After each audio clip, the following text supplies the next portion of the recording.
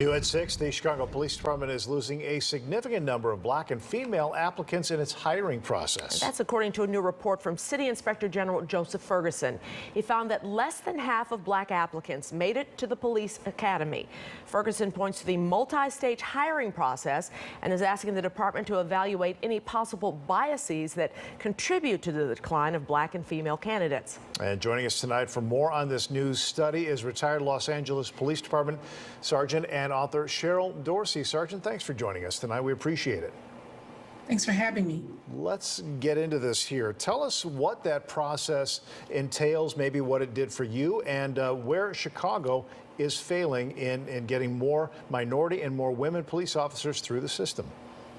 Well, I can tell you it's very overwhelming if you don't have any idea as to what you're about to step into. And one of the things that was very helpful here in Los Angeles when I joined was that we had a pre-academy physical fitness class that we could take up to 3 times a week if you were available to go and participate in that. Because for women, upper body strength always is a problem and a disqualifier in terms of getting through that physical agility test just to get into the academy. And then, of course, once you're in the academy, I would say for 2 hours every day, they would torture us with physical fitness. And so you've got to be prepared before you go, and then you have to maintain. And so I don't know why they aren't doing something similar there in Chicago. Yeah, they do say that physical fitness is where a lot of them drop out.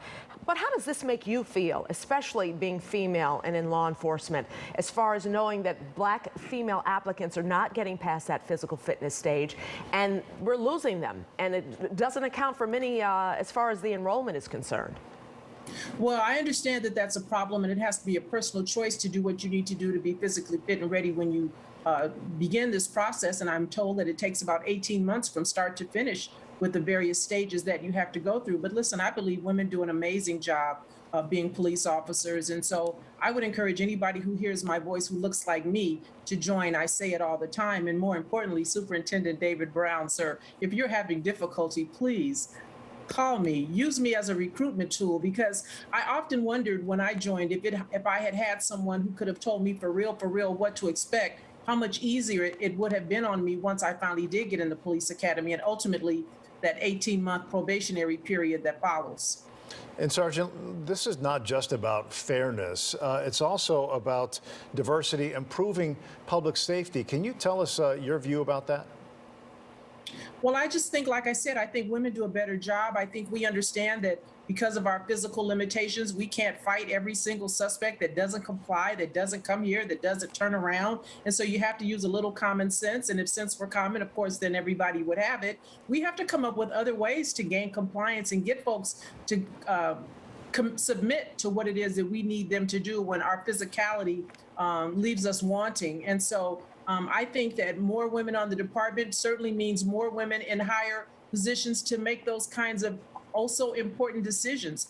Police commanders, female police captains, and ultimately female police chiefs. But what about women, not just women, but also, candidates who are black and brown, how that goes to the diversity and how that goes to public safety? Well, again, a police chief has to have an appetite to recruit those people. Here on the Los Angeles Police Department, while there aren't very many black women, there certainly are a majority Hispanic on the LAPD.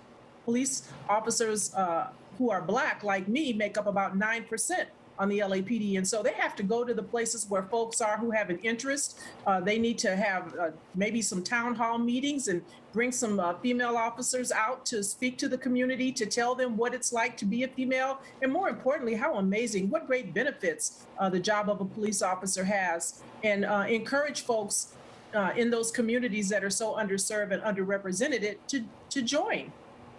Retired LAPD Sergeant and author Cheryl Dorsey, thank you so much. Be safe, be well. Thank you. You have a new book coming soon, The Confidence Chronicles, the greatest crime story ever told.